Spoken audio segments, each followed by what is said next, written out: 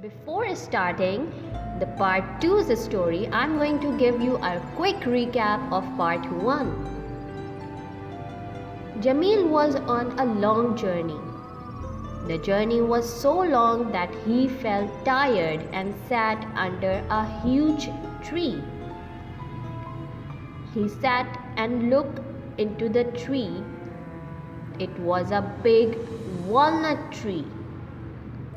He also found pumpkins on thin vines. He looked into the walnut tree. He observed the leaves, the branches. He also praised greatness of Allah. And while thinking about the pumpkins and walnuts, he fell asleep. Let's start part 2's story. Jameel was so tired that he slept well. Soon he began to snore and to dream. In his dream, Jameel saw a row of trees. They were tall with strong branches, and on these branches there were lots of pumpkins. Yes, pumpkins. Jameel smiled in his sleep. The next thing Jameel saw in his dream was a field full of green vines. On each vine there were walnuts. The walnuts were not heavy, so the vines were not lying on the ground. They were strong enough to stand. Jameel smiled again in his sleep. Then a walnut fell from a tree and landed with a loud clunk right on top of Jameel's head. Jameel woke up at once. "Ouch!" cried Jameel, sitting up and rubbing his head. "Ouch, ouch, ouch!" Jameel jumped up. He was angry. He looked up at the branches and stopped rubbing his head. It was not really hurting at all. Jameel looked towards the sky. He held his hands up above his head and cried out, "God be praised! God be praised!" Jameel felt so happy that he began to dance with joy. Just then, a traveler came down the road. The traveler stopped and stared. He was surprised at Jameel's funny dance. "Good day," said the traveler. Good day," cried Jameel. "If it's not a rude question," said the traveler, "can you tell me why you are dancing?" "I'm happy," replied Jameel. "I'm so very happy." "That's great," said the traveler. "But what is making you happy?" "I'm happy because God is great," exclaimed Jameel.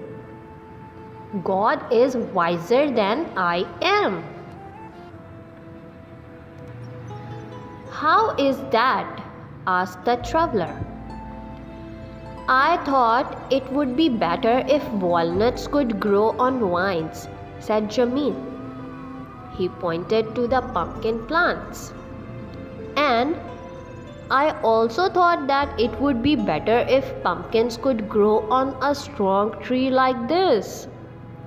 Jameel put his arms around the tree. "But I was wrong," shouted Jameel. "I was quite wrong." "How?" asked the traveler. "Well, you see," said Jameel, "if this tree had pumpkins on it, I would be dead. I would not be dancing. I would be dead. A walnut fell on my head and woke me from my sleep. A fallen pumpkin would have killed me for sure. But the walnut did not hurt my head very much. I see, said the traveler. You must be very happy. I am, said Jameel. You must also see that God made this tree. God is great. God is good. God is wise. And Jameel never questioned God's work ever again. So there, kids, that was the end of part 2. That's the end of Walnuts and Pumpkins' story. Let's take a look on difficult words. Journey, a trip from one place to another. Field, an open area of grassland. Snore, to breathe noisily while sleeping. Praise, to admire. So kid, what we have learned? What's the moral of the story? The moral of the story is Allah the Almighty is great. He has planned and made everything perfectly with no errors. Everything has a genuine reason behind its existence. And whatever happens, happens for our own good. So that's the end of the story. We will meet you soon in some other story. Till then, Allah Hafiz.